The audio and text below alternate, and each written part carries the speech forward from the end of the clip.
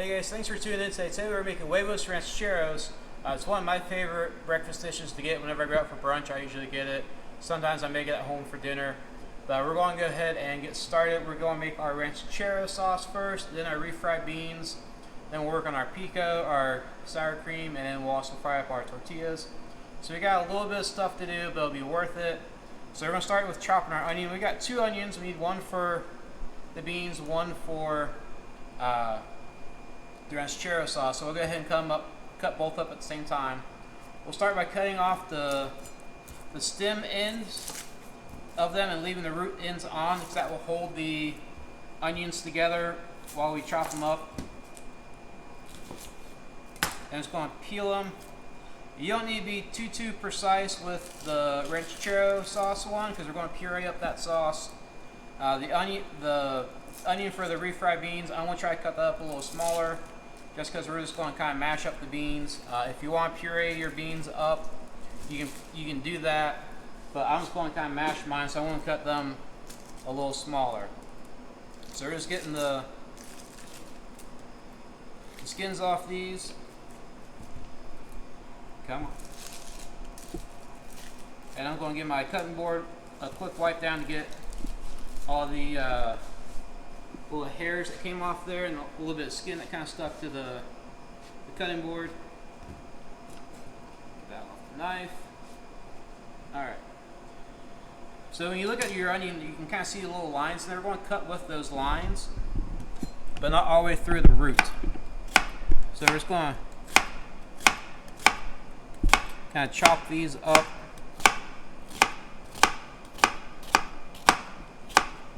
Give it a little turn and give it another little chop here. And when you get to the point where you don't feel safe holding the knife or the onion end up while chopping, just knock it down, get the last couple chops out of it. We'll push that to the side. We'll do the same thing with this side. We're just not cutting through that root, but we're cutting all the way down to the cutting board. And just getting some nice slices in there. And I'm going to go ahead and add this to my pan so I can get my Ranchero sauce going. Now give me a little bit of room to cut up this next onion for my refried beans. So our onions going for that. We're going to get the onions for our beans chopped up. And I like these kind of small, so I'm cutting them a little smaller.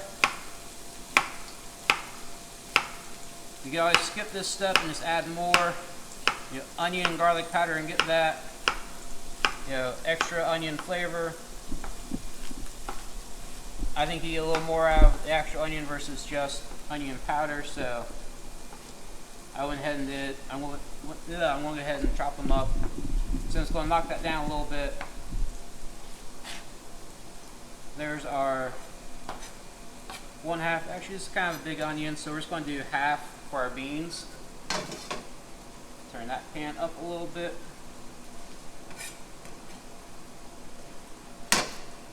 Get that in there. I'll save that for later. We'll get rid of these ends. And then I need a little bit of garlic for my Ranchero sauce. I'm going to take 2 cloves of garlic, kind of smash them, chop them up a little bit. Again, we're going to puree up this sauce, so we don't need to make it too fine. So we got our sauce going, our beans going. Wow, the smell of cooking onions and garlic is awesome. So we got that working. For our Ranchero sauce, it calls for a jalapeno. If you don't like spicy, you can leave this out, or you can chop it up, put half in your sauce, half in your pico de gallo. It's all up to you. You can put as much or as little you like in both of them. But we're going to cut this in half lengthwise and then start cutting strips out of it. First we're going to cut the top of it off. And we'll finish cutting the strips out of it. You can take the seeds out of it if you don't like spicy. I'm not too scared of spicy food, so I'm going to leave them in there. I'm going to do half for my sauce, half for my pico de gallo. So that way I got a little bit of flavor in both.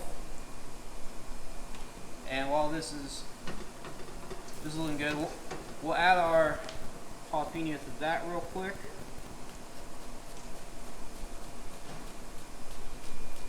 And then we'll get, whew, I can smell that one. That one has a little bit of a kick to it. So we'll give this a little stir. We'll give this just a minute, and then we'll add our tomatoes to it and all of our spices. Our other onions are looking good for our beans. So I'm going to go ahead and add my beans to it. I'm using black beans. I got 2 cans of black beans that I drained. And then we're just going to take our, I'm going to get my spices right because I got everything measured out here. I'm going to take half a cup of chicken stock. So I got a cup and a half here. Got half a cup chicken stock. And I have onion powder, garlic powder, and oregano. I'm going to mix all that up. Just kind of let this cook down for 5 to 10 minutes, and we're going to just kind of mash it all up. You can puree it up if you want, but potato masher will do just fine. Just kind of let that sit and do its thing. And to our Ranchero sauce, we have a can of diced tomatoes, a cup of chicken stock, 2 tablespoons of chili powder, teaspoon of cumin, and teaspoon of oregano, and it's a little salt and pepper, just a pinch or 2 of each. Then we're going to turn both these up a little bit, give everything a nice stir to get it working together. This is going to make a great sauce for our Huevos Rancheros. And while that's doing its thing, we are going to start chopping up our stuff, everything for pico de gallo. So I'm going to finish chopping up the other half of my jalapeno. Again, if you don't like spicy stuff, leave the jalapeno out, or as much or as little of it as you like. So we're just going to chop this up.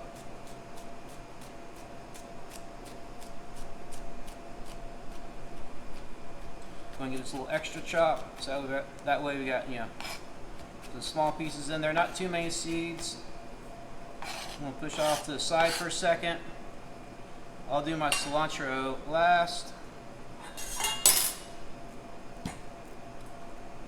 I got 3 Roma tomatoes here.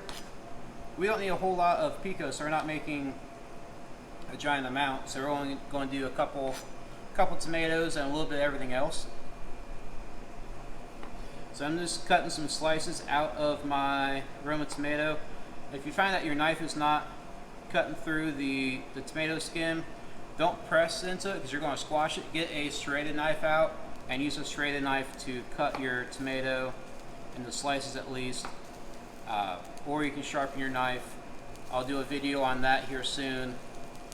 So we're just going to take our tomato slices, cut them into French fries,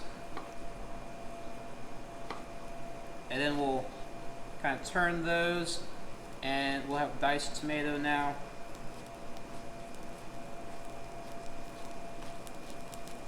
And we'll just kind of push these off to the side with the jalapeno because we're going to add it all to a bowl together, so it'll be alright if they kind of mingle on the cutting board for now. Take these last couple slices here of that tomato and chop them all up together. I'll go ahead and add all these to my bowl, so I got room to chop a little bit. It's like Christmas in a bowl already. So I'm just going to cut the rest of these tomatoes up real quick. Again, if you don't have, or if your knife isn't sharp enough to cut through the tomato skins, don't smash it. Get a serrated knife out and do that. Steak knives work. Bread knives work. They all, as long as they have a little bit of teeth on them, it'll work great. Give them these a little rough chop real quick. I've even done this before where like I didn't want to do the jalapenos because I know, sometimes cutting the jalapeno and touching your face can be bad. So I've done the can of diced green chilies, and it works out great because they're not too much spice to them, but you get great flavor from them. So that's a great alternative in pico de gallo as opposed to, diced up jalapeno or whatever other pepper you might use. I did it with a habanero once, and my roommate did not like me. I like spicy food, he does not. So I made everything spicy so that way he wouldn't eat it. And then he found my stash of habaneros, just threw those all away completely. So I couldn't make anything spicy again. So I found more, and then he hated me again. So we're just finishing up these tomatoes. And then we'll start on our garlic and our onion. Sometimes I try to keep them, kind of nice whenever I'm slicing them, so that way it's easier to dice them, but sometimes they just fall apart, so you just kind of gotta go with it. And if it doesn't look pretty, you're going to eat the evidence, so no one's going to know. So just adding all of our tomatoes to a bowl here. I'm going to wipe down my cutting board real quick.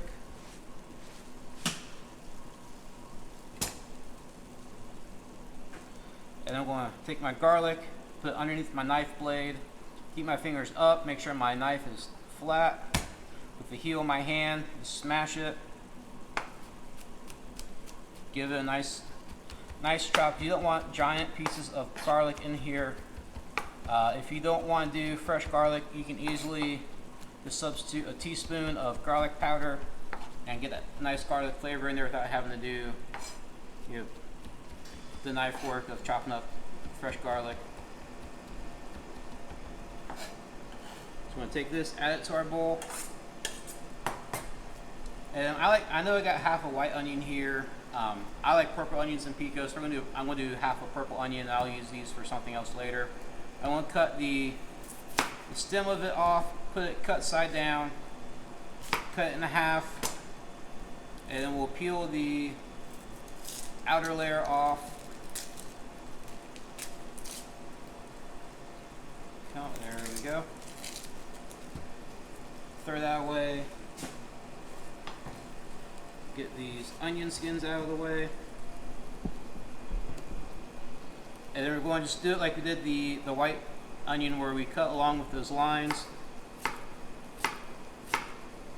And I like smaller pieces of onion in my pico de gallo as well. So we're going to do a bunch of little lines in our onion. Give it a little turn. Give it a little chop. And now we got onion for our pico de gallo. Add that all in there. We need a little bit of cilantro here. I got a whole bunch, but I'm just going to chop a little bit of it. I'm going to hold a bunch together and chop two of the stems, so that way it saves time for having to pluck the cilantro, and you get mostly the leaves. So just going to chop that up. And if you don't like cilantro, leave it out. It's your pico. You make it how you like it. Go and get the cilantro in there. We got a lemon or a lime here, not a lemon. Just going to kind of smash it a little bit. If you find that it is still too firm, you can't squeeze it a little bit, put it in the microwave for 10 seconds, take it out, and it should be pretty easy to squeeze, and you'll be able to get plenty of juice out of it. Just going to give a nice squeeze of lime.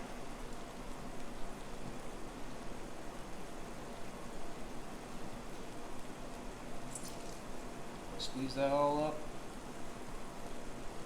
Get rid of that. A couple pinches of salt and pepper. And we just gotta mix this all up. We got a nice fresh pico de gallo to go on top of our huevos. And this will be good to go in when we need it. To get it all mixed up. Boom, pico de gallo is ready to go. I'm gonna start smashing my beans. While I do, I'm gonna add a little bit of oil to my pan here. I need about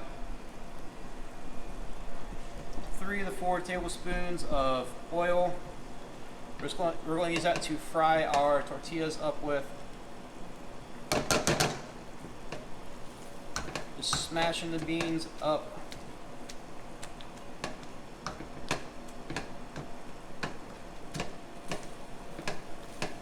If you don't have a potato masher, the back of your spatula will work, or a wooden spoon, or just put it into a food processor, or your immersion blender, stick blender thing will work as well.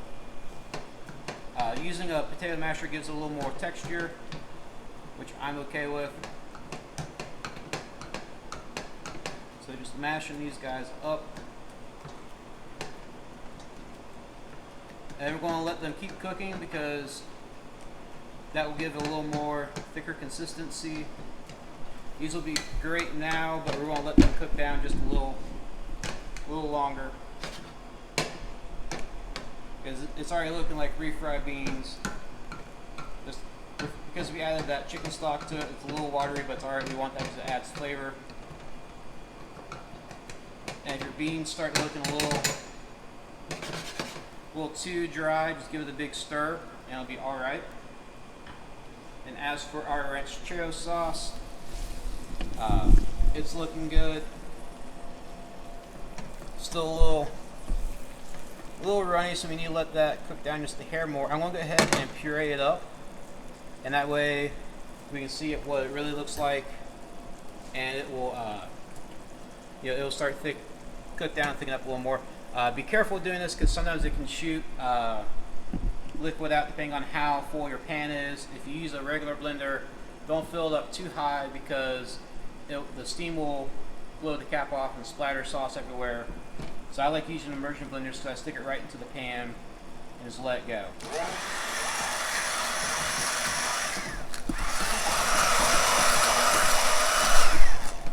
That's a little messy, so I'm going to grab a towel and kind of, we'll tilt it up a little bit so that way when you do it, you want to make sure you got all the little holes covered, because then it'll spit sauce at you.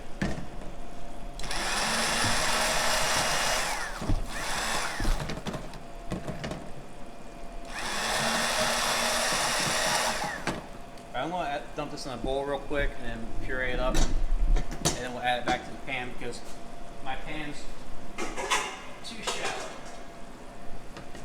So we're going to take it, dump you right here into this bowl so I can puree you up.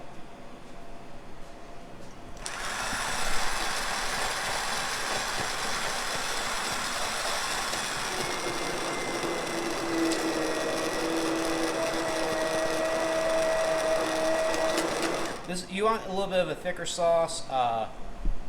It's going to kind of be like enchilada sauce, but you want a little thicker to it.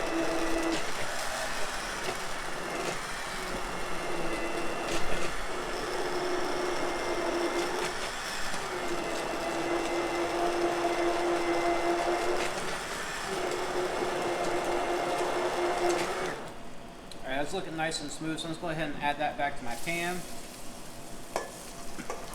And we'll let that cook a little bit. I'm just going to get rid of my stick blender here.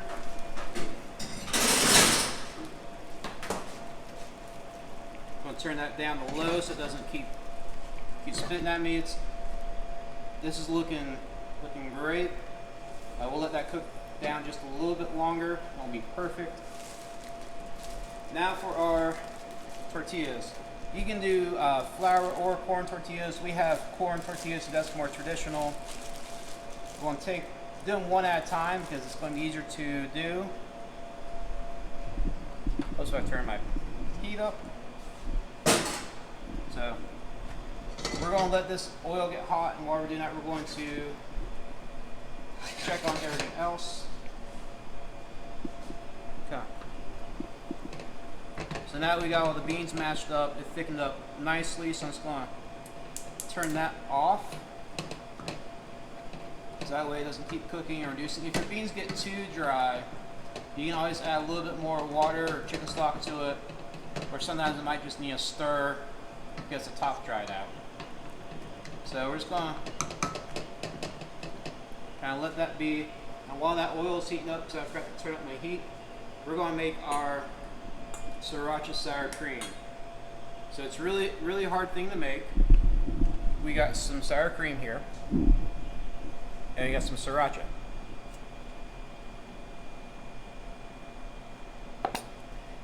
And then we just mix them together. We got about half a cup of sour cream to about 2 tablespoons of Siracha. Just mix it up together. You get a nice little Siracha sour cream. If you want it to be, a little extra creamier, just add just a splash of milk or heavy cream to it, and it'll loosen it up. But this will be great with our huevos. So, all right, oil's starting to get a little hot now. So you can see it's starting to kind of fry around the edges. That's great. That's what you want to do. I got probably just a hair too much oil in here. Actually, I know I got too much oil in here. Like I said, you only need a few tablespoons. I got it correct on the recipe. I had too much oil here, but it'll still work. Just kind of frying it. You want to do probably about 30 seconds to a minute per side. Just kind of making sure to keep pushing that center down because it'll puff up and not get cooked. I have some paper towels waiting here. That's just the Ranchero sauce from my immersion blender on it. So just letting these guys fry up. You can kind of start seeing the bubbles starting to bubble up. I'm going to give that another little flip here. And once the edges start getting nice and crispy, it'll be ready to go. That edge feels crispy with the tongs, so I'm just going to kind of shake off the excess oil because like I said, I have too much oil in the pan. You only need 2 to 4 tablespoons of oil. So we're going to let that sit so the oil can drain off of it. Do another one up real quick.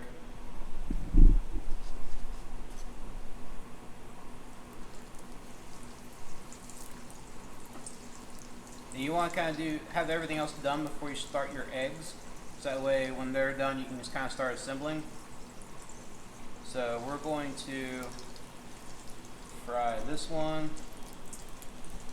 Now I'm going to grab the spoon so I can use it to assemble everything.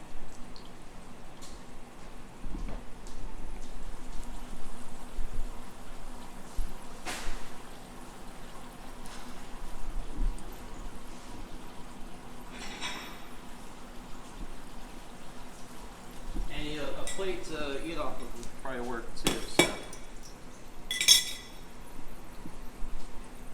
So we got that. Our tostadas frying, or our tortilla shell. This is kind of breakfast tostada. So our tostada shell is working nicely. The edges are crispy. If you want, the whole thing crispier, fry it a little longer. So we're gonna let this one go just a little longer.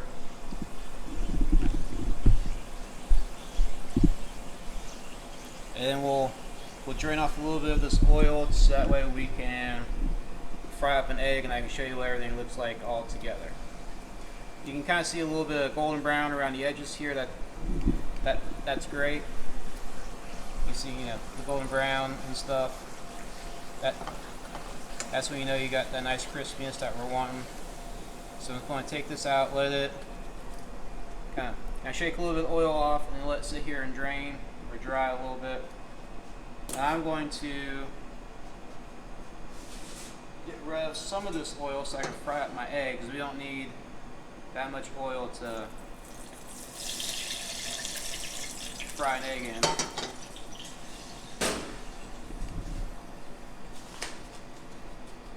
So I'm going to take an egg, crack it right into the pan there.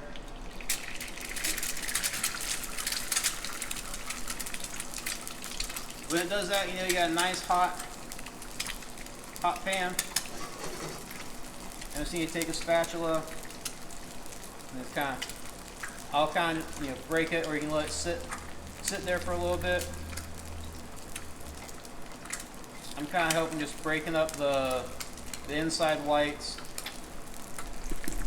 Oh, I broke my yolk.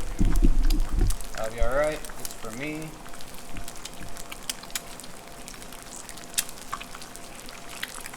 This is going to be great.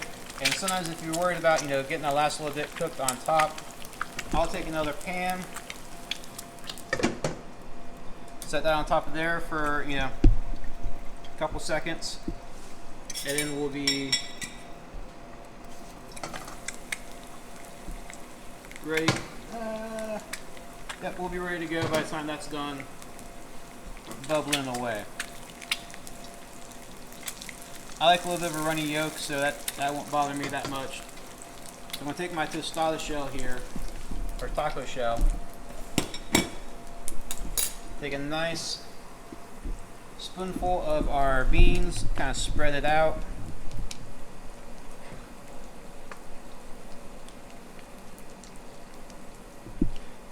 And that'll be kind of the base.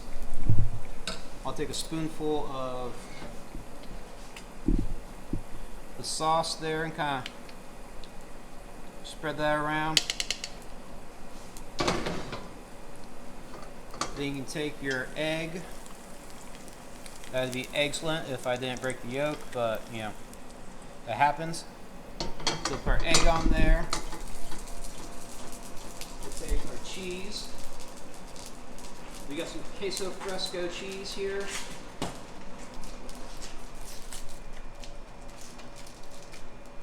Take a little bit of that. Sprinkle it on top of there. Get a spoonful of our pico de gallo. Kind of sprinkle it around. And then some of our Siracha sour cream. I kind of like doing that on the side a little bit. That way you can kind of eat towards it and have it there to go. So there we have it, Huevos Rancheros. If you don't like a runny yolk, just cook your egg a little bit longer. Do about 2 to 3 minutes on one side, flip it over, another 2 to 3 minutes on the other side, and you'll have a hard cooked yolk. If you like scrambled eggs, just mix up your eggs in the pan and they'll be scrambled. If you like a runny yolk, do what I did, just don't break your yolk when you're playing with it. If you do break it, you're going to get the evidence, so no one's going to know. Hope you guys like it. Thank you for tuning in, and we will see you next time.